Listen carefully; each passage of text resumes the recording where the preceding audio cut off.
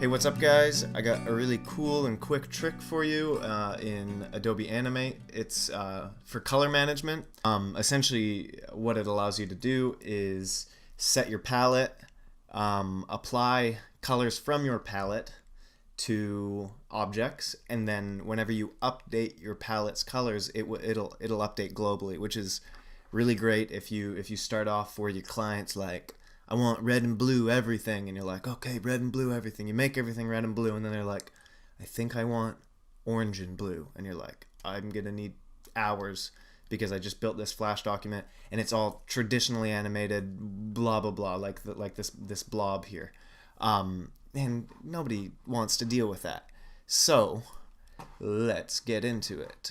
I'm just gonna make sure that. All right, so I'm gonna try and show you in the most real world scenario I can. You get your color palette from your designer or from your client or whatever. This is just one I found on my computer. I don't know why I have it. Basically you're gonna start coloring things. So we'll color this box, which isn't a symbol, it's broken apart. I have these three varieties here, and I also have a little traditionally animated thing just so I can show you all of the applications. So let's take this yellow here. You have this lovely yellow, and what we're gonna do is pick the yellow, and I'm just gonna quickly, oops, see, this is already off to a bad start. Forgot to open my color panel. So you open your color panel, you got your color and your swatches, and you could start off by adding this color to your swatch. Super simple. We're just going to go through and do that for everything, just because you're going to use all these colors, as I think. Take that blue, take that gray. Okay, cool. So if you can see, this tiny little bottom left hand of my color palette has got all of my swatches. Oops, I just deleted one. So in this case, if you're going to be good at color management, you're going to probably make a new folder. Call this, I don't know, client colors. Beautiful. And now what you can do is start dragging in your colors to client colors. Got them all in here. Okay. And now here's the fun part. And yeah, you'll see really quickly. Take your yellow. You actually have to select it from your swatch panel. And then this is, every tutorial I'm going to make is just going to be, look at this little button that you didn't notice before, and now you notice it. So there's this little button, convert to a tagged swatch. So gives you an opportunity to name it, which is sweet. We'll just name this yellow. Very, very clever. Yellow. Unfortunately, it's not going to replace your other one, which I guess could also be fortunate. I don't know. But it's going to make a new folder called tag swatches. We'll go I don't know. Yeah, we'll just call it gray. Oh geez, this is gray too. I'll just call it dark gray. We're doing great. Then we got this blue, and you're just gonna go through and tag all your swatches. We got this light gray. Oh, so many grays. This is great. All right, this is it. This is gonna be your palette. Personally, for me, I'm gonna delete this other one because I know I'd mess up and use the wrong one. And here's your tag swatches. What you can do with your tag swatches now is, oh, you might already see right away what's going to happen. Okay, I am going to start off. Oh, geez, get out of my way. Okay, I'm going to start off just so that we have some variety here. Just select this left side of the rectangle, apply yellow to it. Select the right side, blue. We'll take the center, that weird gray. All right, let's just keep going through here. This is just to show you, if you use symbols, you can go inside your symbol. In this case, it's just a broken down object inside of a symbol, but you get the point. Add some more colors. Ooh, sweet. Another example, text, again inside a symbol, which doesn't necessarily make a big difference. This type layout is beautiful. This is a primitive rectangle, which if you're not aware, is like a rectangle in Illustrator where you can change the roundedness. You can always, of course, Command B, break that apart if you wanted, but we'll keep it primitive just as an example. Oh, let's see if I can get back there. Okay, let's add this gray to it. And then here, I won't get ahead of myself. I'm just going to show you what it does on these objects.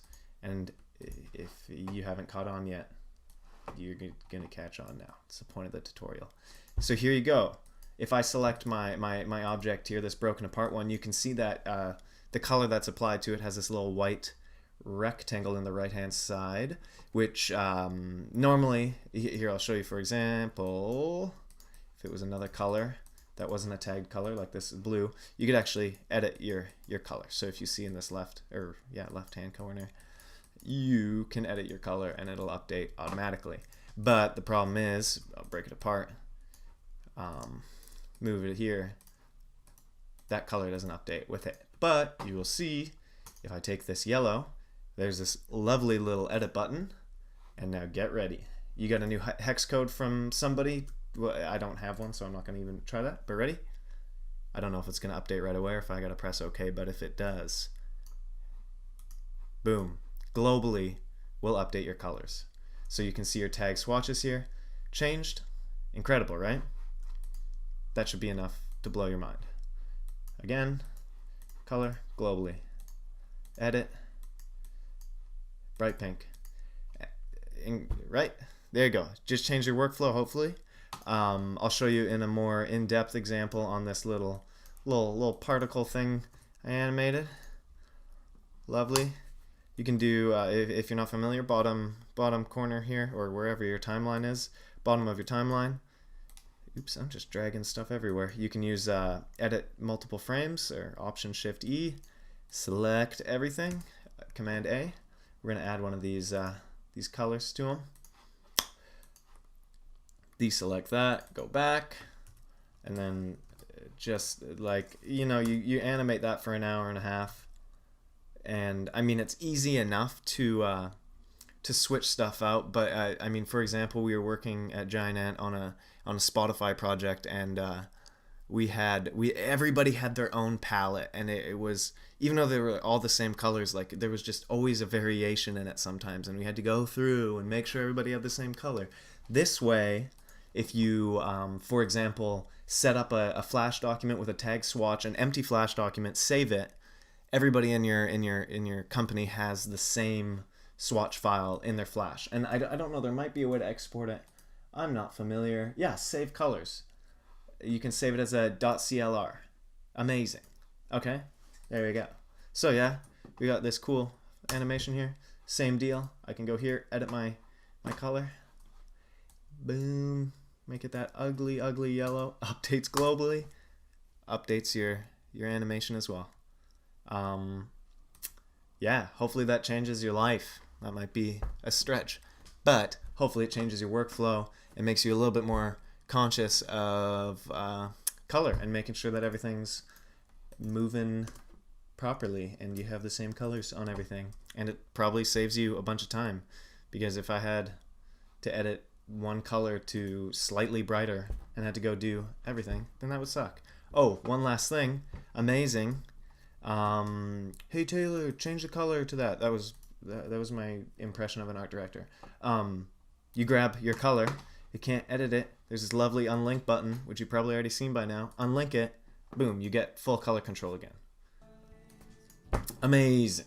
Okay, hopefully that helps. If you have any questions, find me on Twitter at Taylor John Peters. No H in the John. It's on the screen. Doesn't matter.